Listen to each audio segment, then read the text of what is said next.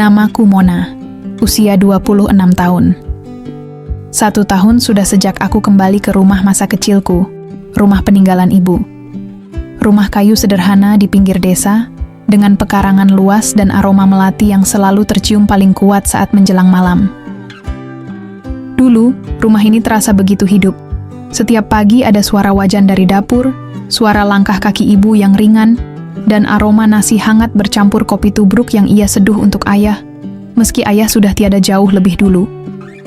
Tapi kini, hanya aku yang tinggal di sini. Kakakku, Rama, bekerja di luar kota dan jarang pulang.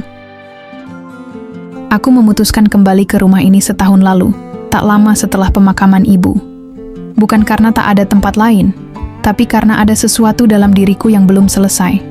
Rindu, mungkin, atau penyangkalan. Entahlah.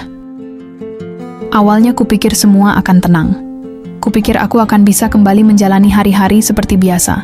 Seperti orang lain yang belajar menerima kehilangan. Tapi sejak 2 minggu lalu, ada hal aneh yang mulai terjadi. Setiap malam, tepat sekitar pukul 2 dini hari, aku terbangun oleh suara dari arah dapur. Awalnya kukira hanya suara tikus. Tapi semakin hari, suara itu terdengar lebih jelas. Suara piring bergeser, sendok yang jatuh perlahan di atas meja kayu, dan yang paling membuatku merinding, suara lembut seperti suara seseorang memanggil namaku dari kejauhan. Suaranya lembut, tenang, dan terlalu akrab. Aku selalu membeku saat mendengarnya, tapi tak pernah cukup berani untuk membuka pintu kamar dan memeriksa dapur. Kubujuk diriku sendiri bahwa itu hanya mimpi, tapi ku tahu mimpi tidak mungkin terasa sesadar ini. Hari-hari berlalu, dan aku mencoba menjalani rutinitas seperti biasa. Menyapu halaman, menyiram bunga, dan membaca buku sambil duduk di beranda. Tapi bayang-bayang suara itu terus mengikuti. Setiap malam suara itu kembali, selalu dari arah yang sama, dapur. Sampai pada suatu pagi, aku mendapati meja makan bersih dan teratur, seolah seseorang baru saja duduk dan menyantap sarapan. Tapi aku yakin, aku tidak pernah menyentuhnya malam sebelumnya.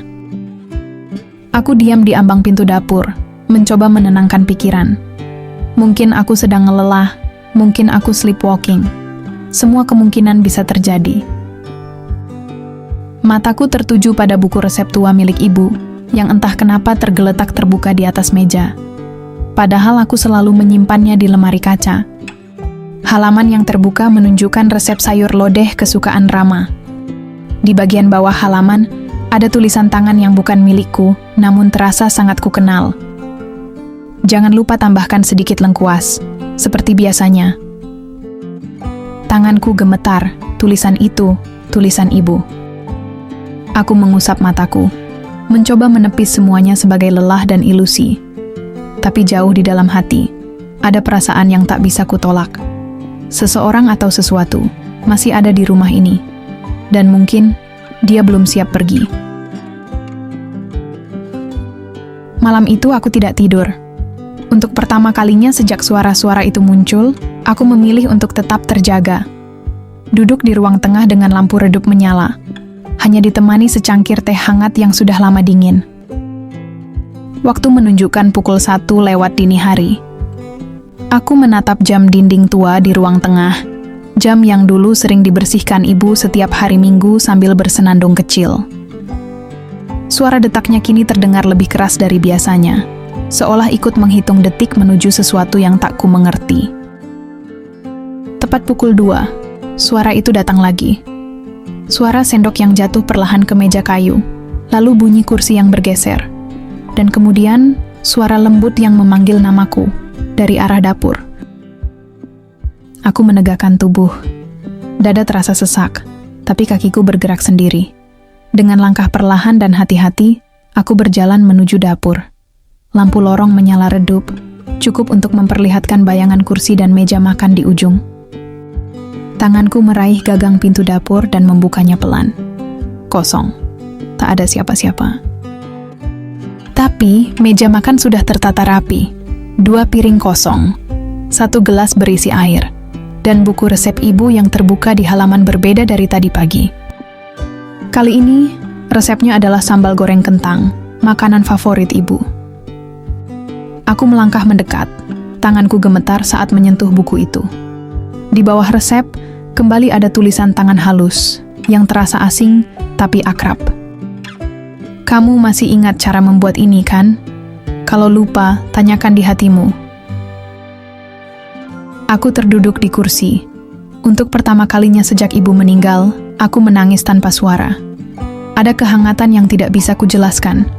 Bukan rasa takut, tapi rasa rindu yang mendesak keluar, mengalir bersama air mata yang tak tertahan. Keesokan harinya, aku mencoba membicarakannya dengan Rama lewat telepon. Aku tahu ini terdengar aneh, Mas. Tapi aku merasa ibu masih ada di sini. Kadang aku dengar suaranya dari dapur, dan ada tulisan tangan di buku resepnya. Rama terdiam cukup lama sebelum menjawab. Kamu mungkin terlalu capek, atau terlalu rindu, Mon. Itu wajar kok, aku juga masih sering mimpiin ibu. Tapi ini bukan mimpi, Mas, jawabku. Ia menghela napas. Kalau memang itu benar, mungkin ibu cuma mau memastikan kamu baik-baik saja. Kamu kan sendiri di sana. Aku tidak tahu harus percaya yang mana, logika atau perasaan. Tapi satu hal yang pasti, suara itu tidak datang untuk menakutiku. Ia datang seperti seseorang yang masih ingin menjaga. Dan malam itu, seperti biasa, pukul 2 dini hari, suara itu kembali. Tapi kali ini, aku sudah menunggu.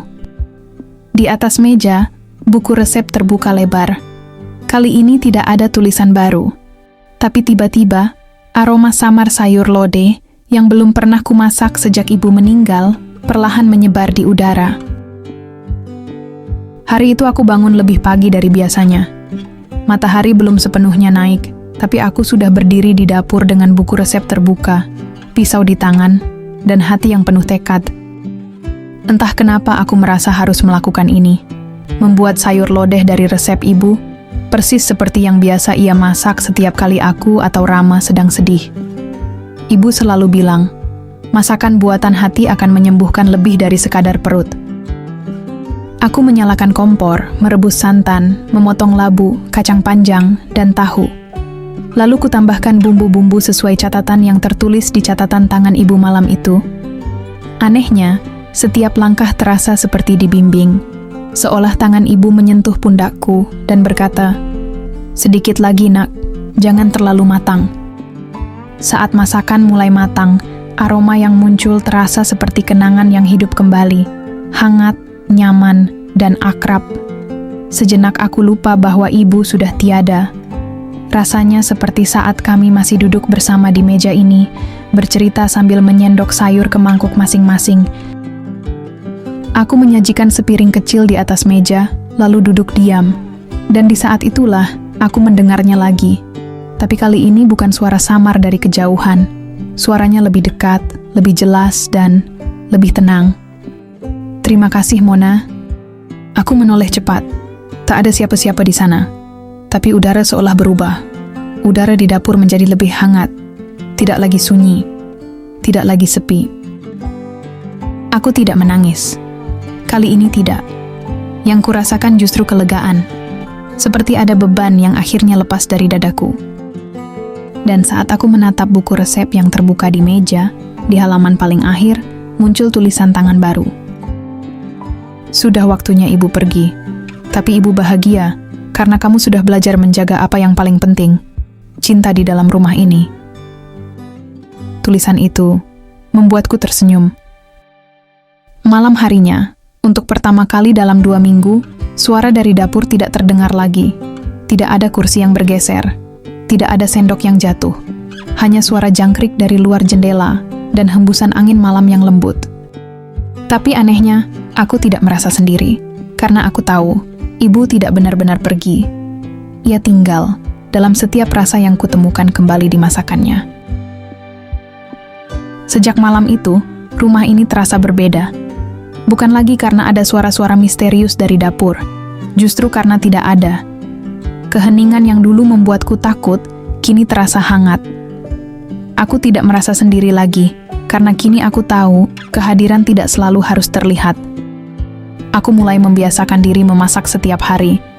Bukan karena lapar semata, tapi karena setiap aroma yang keluar dari dapur mengandung kenangan. Aku mulai mencoba satu persatu resep di buku peninggalan ibu. Beberapa aku ingat betul, beberapa lainnya baru kutemukan kembali. Tapi semuanya membawa satu rasa yang sama, rindu yang menenangkan. Buku resep itu kini tak lagi kutakuti, melainkan kusayangi. Bahkan aku mulai menambahkan catatanku sendiri di sana.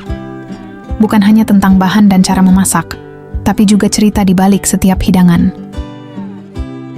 Malam ini aku duduk di dapur. Semua lampu dimatikan kecuali satu, lampu kecil di atas meja. Hening, damai, dan jauh dari rasa takut. Angin malam masuk perlahan dari jendela terbuka, menyentuh pipiku dengan lembut.